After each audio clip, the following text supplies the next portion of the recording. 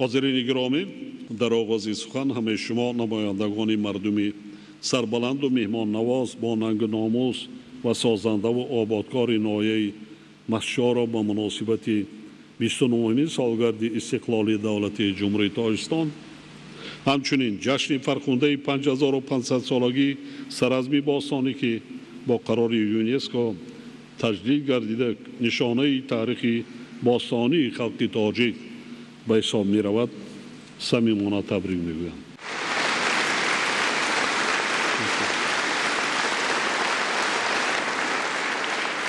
سلام.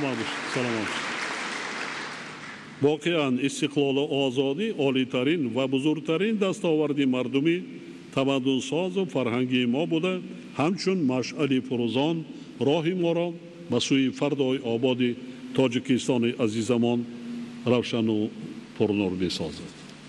مس استقلال صاحب اختیاری با ما و شما امکانیت فراهم آورد که تاریخ، زبان و فرهنگ خلق خود را به طور شایسته قدردانی کنیم، عنعنه و آیین‌های ملتمان را احیا نماییم، صحنه‌های تاریخی و شخصیت‌های بزرگ خلقمان را گرامی داشته، میراث بزرگ معنوی گذشتگان را در خدمت جامعه گذاریم و برای تربیت نسل‌های آینده ساز روانه سازیم.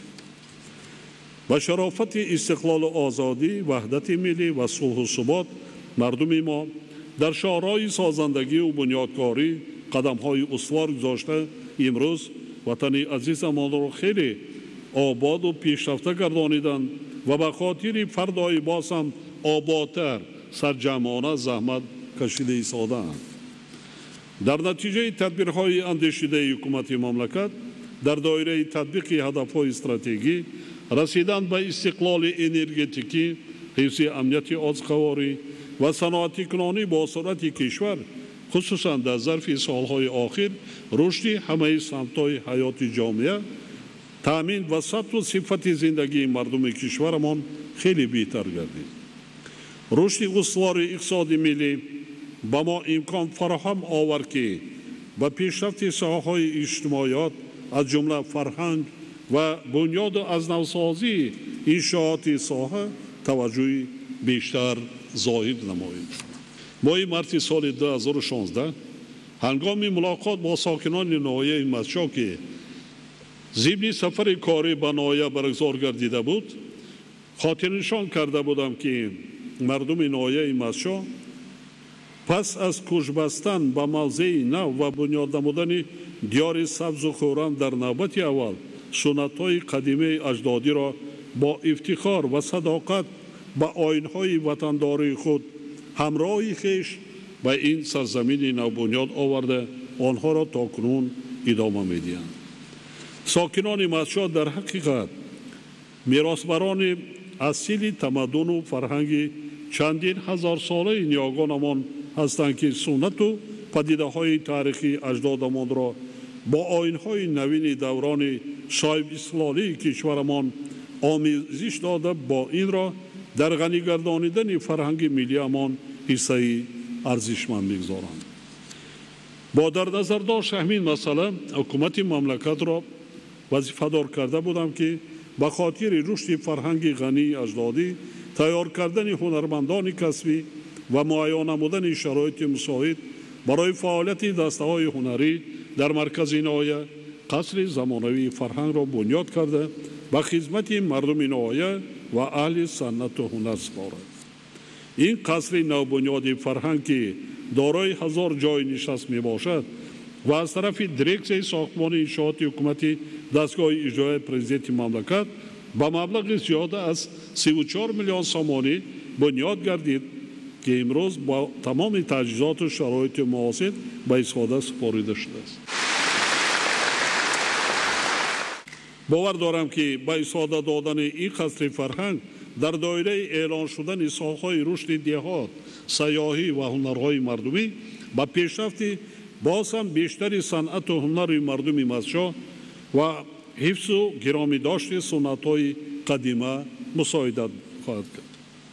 همچنین امید داریم که از حساب جوانان و نورسانی صاحب ذوق نهایت هنرمندان نامور مملکت به کمال رسیده به مردم شریف تاجیکستان صادقانه خدمت خواهند کرد. وابسته به این تاکید می‌سازم که اهل فرهنگ نهایت منبع نیست در ترنم غایه‌های میهن‌پرستی، خودشناسی ملی، شکرگزاری از صاحب استقلالی وطن و پایداری صلح و وحدت ملی باید پیشرفت باشد. همچنین تئاتر خلقی نهایت، انسامبل فولکلوری و اتنوگرافی نقش، گروه رقصی کودکانه صدبر که در بین مردم محبوبیت زیاد دارند، اینچنین دیگر دسته‌های خود فعالیت بدیعی موجوده با استفاده از امکانیت‌های بهترین مهیا گردیده باید فعالیت خود را باز هم تقویت بخشیده در بلند برداشتن حس زیبایی پرستی مردم مخصوصا نورسان و جوانان ترغیب صنعت و فرهنگ اصیل ملی و رشد هنرهای مردمی سهمی سزاوار گذارند. شبهه نیست که شما مردمی با آهنگ ناموس مسجدهای باستانی از آبادی و پیشرفت دیار خود و تاجیکستان محبوب نیروی نو گرفته در آینده نیز برای رشد و ترقیات وطن عزیزمان اهلانه و صادقانه زحمت میکشید. ما حتی نه که قصر فرهنگ حتی چنین تئاتر زیبا نداریم در جمهوری. این صنعت و فرهنگ و مدنیتی قدیمه باستانی ملتی تاجیک خودش حرف میزنند. سخن گفتن دیگر جایز نیست. همین است. مردم مچو بهترین تحفه.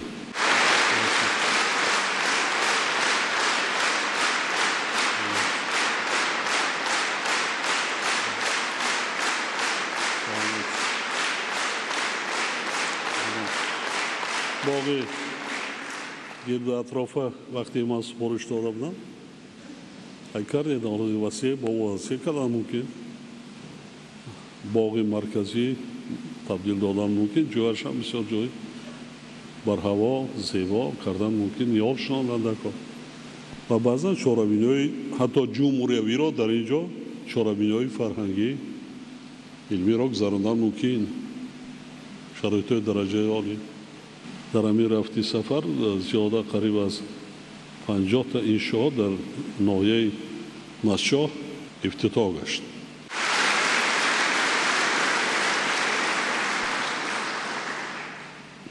البته با این کارات تمام نمیشه. خیلی حالا زحمت کشیدن ما در کار من هیچ جا فراموش نمیکنم.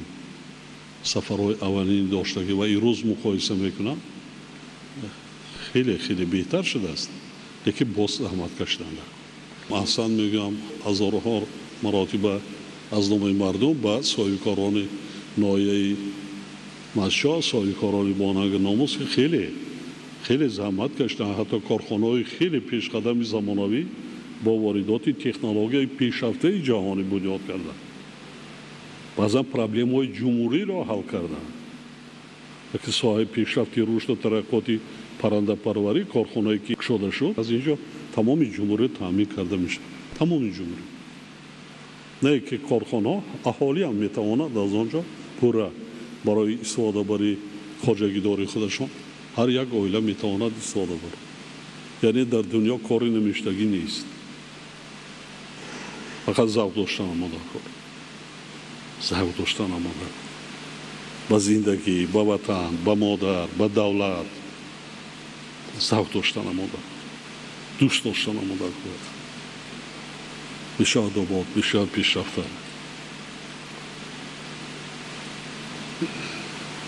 خیلی زیبا، خیلی جای باید بر هوا مبلغ زیاد هم من جدا کردم. هدف برای آباد کردن بود، بنیاد کردن بود، مشکلی های اجتماعی ناحیه را برطرف کردن بود. تا سال آینده انشاءات خیلی شمارهای زیاد است. باز کار ادامه میدیم. وطن مای شما، خانه مای شما، دولت مای شما. کسی آماده از بیرون برای مای شما دولت آباد نمی کند. خانه مای شما را تازه آزاده نمیزد. خودمان خودمون زحمت کشیده کردنم. من 5500 سالگی سر از تماشا کردیم. اگر کسی رویتون بینید که گذشتگان اجدادان ما شما 5500 سال این من قرار قبول نکردم. این قرار عالمان جسد جهانی است. این قرار ما نیست. فقط ما مراجعت کردیم به سازمان‌های بین‌المللی، عالمان امریکا، فرانسه، عالمان دیگر کشورهای اروپایی، روسیه، چین، ایتالیا دیگران آموخته برآمدن. حتی بعد زیادتر از این هم دادن، لیکن در مجموع خودشون انتخاب کردن 5500. 5500 چی است؟ 5500 تنها یک شهر باستانی سرزم است. نه، این دلیل بسیار قطعی قدیمه باستانی بودنی تمدن و فرهنگ ملت تاجیک است. ببینید جشن نوروز 5,500-6,000 سال تاریخ دارد. یعنی سرزم باستانی، سری زمین، یعنی فرهنگ زمین استفاده باری از این سرزم شروع گشته است.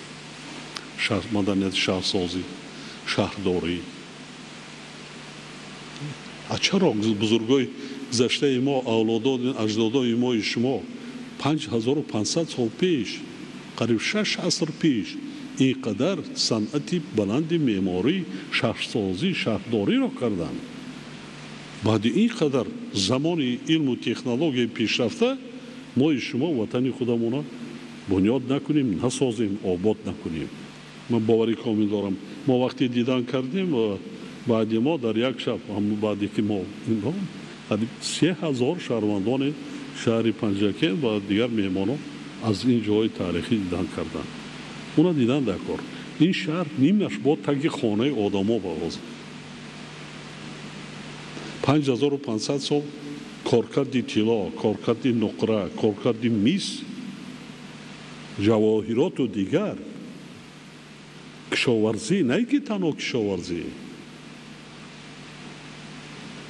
صدها نمودهای هنرمندی، هر یک عائله، هر یک فرد، هیچ اگر امکانیتی با زنا اما نمیتوانند، البته اما کارهای کمتر دستگیری کمک کردن دیگران ندارند، لیکن امکانیت خانه و در کاشانه خود را بنیاد کردن، تازه آزاد کردن، از نو ساختن، برای خود فرزندان شرایط خوبی زندگی مهیا کردن را دارند. در یک سال نقشه میکنیم 3 سال، 4 سال، 5 سال نوبت به نوبت میکنیم خانه و کاشانه در خود را زیبا بنیاد کنیم، سازیم. وقتی هر یک عائله خانه و در خودش را زیبا میکند و میسازد، تاجیکستان آباد میشه. همین شهرک در بینید آن حاضر خانه این هست شرایط ها، فقط که خراجات های بیهوده را کم کردن ما در کار، استریف کاری در راه دادن ما در کار نیست، ظاهر پرستی کردن ما در کار نیست. فکری اهل خاندان کنیم، فرزنددار کنیم، فکری زندگی را کنیم. اگر شرایط خوبی زندگی باشد در عائله، هر یک عائله پدر و مادر انسان ها مردم عمری با برکت ببینند. جای خانه در تازه آزاده، شرایط خوب برای خوب فرزندان چی می شود؟ همه رنج های کشیدگی می براید. خب الهام می گیرد انسان، سلامتیش خوب می شود، عمری با برکت می بیند، کسی در محتاج نمی شود. این به تربیه معنوی نسل ها، فرزندان، نبیره ها، ابیره ها می رسد با بلند برداشتن سطح معرفتناکی مردم. تازگی، آزادگی، این تاریخاً این مال ما شما. جشن نوروز همین را تربیه می کند. زیبایی پرستی، آزادگی، تازگی. جشن نوروز بینید 6000 سال پیش اجدادان ما شما از چی سر کردن؟ از خانه کاشانه خودشان تازه میکردن پیش از جشن گرفتن نوروز. حتی لباسهای بدن را میشستن تازه میکردن. همه چیزی که از سیاهی از خانه است گرفته یا شکست باره دیگر از خانه بیرون میکردن که با سال نو با دست و دل نیتی پاک قدم نهند تا که سالی با فیض باشد، با برکت باشد، تیجی آرامی باشد. همین است. یکی از همون رمضان من جشن نوروز هم گذراندم، ممکن سرجم شده هم خیلی گاه دیگر جاریم جشن استقلال هم گذراندم، ممکن با کمتر زحمت کشیم باغ بنیاد کنیم برای نورسا جوانان. جنایتکاری کم می شود. کودکان میدانند کجا روند در وقت خالگی. نورسا میدانچه‌های ورزشی کنیم. امکانات‌های ناحیه خیلی وسیع است. 24-25 هزار گکتار زمین آبی. نه که ناحیه را با یک ناحیه اگراری پیشرفته ناحیه صنعتی هم کردن، ممکن محصولات خودی شیری همین ناحیه را از اینجا کار کرده صادرات کرده ایستادن. محصولات تکنولوژی حاضر زمان محصولاتش بس خارجه صادرات شده ایستاده است. جای کاری 30-40-50 تا جای کاری، 50 عائله صاحب نان. وقتی من قرار قبول کردم درباره بنیاد ناحیه مسجد کوهی بسیاری زید بودند. همان وقت رهبریت ولایت دیگران زید بودند که در اینجا وقتی که ناحیه از نو برقرار شود اگر مردم همه کوش بسته به ناحیه کوهستان بچه‌ها می‌روند. حتی باوری انسان نمی‌رود که در همین شرایط سخت و سنگین مردم ما سطح زندگیش از مردمان پایان از همواری سطح زندگی خوب دارند. در ظرف این سالا بسیار سفر کردم، کمک کردم. مرکزی ناحیه ساخته ایم، حاضرم دوام داریم ساختیم. از هیچی از یک دیهای خراب گشته و پرتافته شده حاضری دیهای بسیار سبز خب کوههای وای است، لیکن وای رفتگی دو طرفی کوه بین داره کبود آباد زیبا بینوید سطح زندگیشون خوب است. همین هدف ما هم همین است، زمین های آبی را ثمراناک استفاده بردن.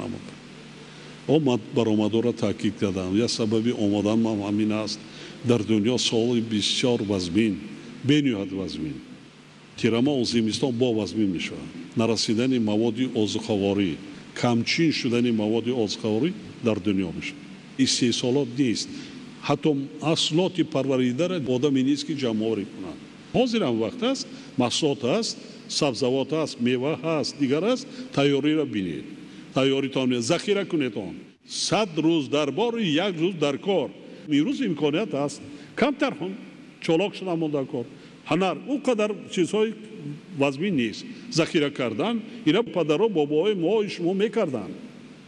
در آخر همه شما ساکنان باننگ ناموس و زحمت‌دوست و همت بلند ناحیه مسجد را بار دیگر به مناسبت 29 سالگی استقلالیت دولتی، 5500 سالگی سرازمی باستانی و افتتاح قصر زیبای فرهنگ تبریک گفته به خاندان هر یک ساکن ناحیه صلح و آرامی، فیض و برکت و برای کامیابی آرزو می‌نمایم.